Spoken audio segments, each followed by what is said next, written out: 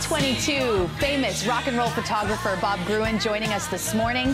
In town right now, the opportunity for you to see some of his famous rock and roll photography for the first time in Western Canada. Welcome to BT. Well, thank you. Very happy to be here. So just so that people are familiar with how amazing you are and how iconic your work is, let's take a look at the John Lennon photo that, I mean, we see this photo so much. It's become quite popular. I'm very lucky. What kind of relationship did you have with John Lennon? Well, I met him when he first came to New York in 1972, and we just kind of hit it off and became friends. And this was a couple of years later, he asked me to take some pictures for an album cover. And we were on the roof of a house, in a penthouse apartment he had, taking a series of pictures of his face, and he said, let's take some more for publicity.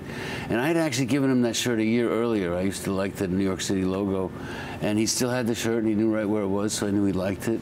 And he put it on, and we had no idea at the time it was going to become as well known as it is. But I think he looks confident and comfortable, and I don't know, there's a certain power to the words New York City, and people seem to gravitate towards that picture. I'm glad that you brought up the word comfortable, because as I've been looking through a lot of your work the last few days, knowing you were coming, so many of them, they look comfortable. How do you make artists like that feel comfortable in front of your camera? Well, I try to let them be themselves. You know, I don't give them instruction. I don't. You know, a lot of people think taking a picture is like going to the dentist, and I try to be quick and painless. You know, I don't give a lot of instruction. I don't try to, you know, have people do awkward things. I kind of wait them out till they're comfortable and then take a picture like that. Well, let's take a look at some of your other iconic photos and maybe hear some of the stories behind them. Okay. Let's take a look at the photo of Debbie Harry. Where was this photo taken? This was actually at Coney Island. It was the day that Punk magazine was doing a photo novella, and I actually wasn't shooting that part. I just went because I was friends with most of the people there. And this is actually not a setup. There's no catering truck. There's no stylist involved. It's just Debbie walking across the street towards me. And, you know, it's almost impossible to take a bad picture of Debbie Harry. She's just got such a world-class look to her. All right, let's move on to another of Bob Gruen's iconic photos, Led Zeppelin. Again, this was the day I met them, actually. Met him at the hotel. We drove out to the airport. I think someone said, get a picture with the airplane. And what I like about this picture is the plane is so big it doesn't even fit in the picture.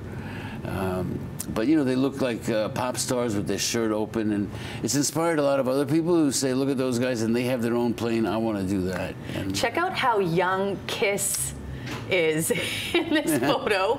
This looks pretty candid. Well, this was at the very beginning. Again, it was a photo novella, this time for Cream magazine. It's a kind of a photographic comic book, and Kiss was in their secret identity wearing the suits. And actually, Gene and Ace are wearing my suits because they didn't even have their own suits at the time. And it kind of works out because Gene's a lot bigger than me, so he's sort of busting out of the suit and looks like a monster, you know. Let's move on. But this was on the sidewalk. Nobody even knew who they were at the time. Let's take a look at some more of your photos. Well, this is one of my favorites. This is Tina Turner, and at the end of her act, this was very early, 70 or 71, at the end of her act, a strobe light flashes, and I thought if I just opened the camera to 1 second, I might be able to catch several of the flashes, and this kind of caught it in a perfect, you know, motion that shows the excitement of Tina Turner. So I know that you, before we move on to I want to look at the Green Day photo in a second, because that's really cool, because your career just keeps on going. Pictures, yeah. But when you first started, you didn't have any training, did you? Did you have any big hiccups? Because no, because I learned photography from my mother, actually. When I was very little, she liked to develop and print her own pictures, and so I never had any formal training. I just started taking pictures when I was 8 years old. They gave me my first camera.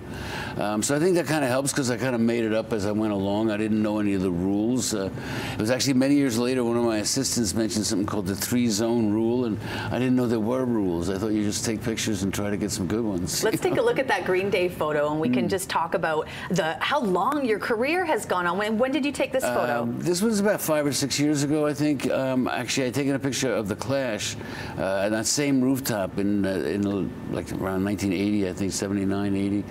And I know that the Green Day was a big fan of the Clash, and they were in the same building doing the TV show. And I said, well, why don't we go to the roof and go to the same place? And they loved the idea. And again, this is not a long setup. It was in between rehearsing for a TV show, so it probably took us about 8 to 10 minutes altogether to do the whole photo shoot. And this was just a small example of your work, and for the first time in Western Canada, we have the opportunity to see even more of it. Can you tell us about your exhibition? Yes, at the Pendulum Gallery, that Brian Liss has organized an exhibit for me here in Vancouver. I'm kind of excited because I've never been out on this part of the West Coast before, so I hope a lot of fans come down and see it. We have a lot of pictures set up at the gallery, and having a party tomorrow night, opening. And you're actually going to be there for the party, so people want to say hello. Books. He has a number of different books. My big tome, the monograph book, Rock Scene, is going to be there, plus my new John Lennon book, and a whole bunch of my books. So I'll be signing books and hopefully signing some pictures for people. Well, such a pleasure to have you on Breakfast Television. Thank you so much. The legendary rock and roll photographer, Bob Gruen.